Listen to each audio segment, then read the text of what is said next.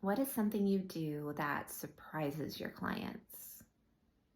Probably that I point out what's wrong with the houses that we look at.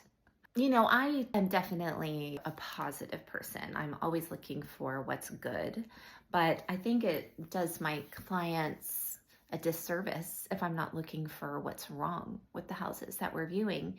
And I have enough experience to just be able to look at a house and see if it's been well maintained. And if I start to get the feeling that maybe there's quite a bit of deferred maintenance or it was a shoddy remodel job, I'm going to start investigating and looking at the little things throughout the house to discover if, upgrades were done well, if, the HVAC system has been well maintained, if the electrical has been updated, that sort of thing. And I'm just going to tell my clients if I see some things that I think could have been done better, or if I feel very strongly that it's just not the right house for them, because I want them to find a house that they are going to be really happy in and that's going to serve them well. And if it's not brand new, that's been well maintained over the years, because that makes an enormous difference in the longevity of the home.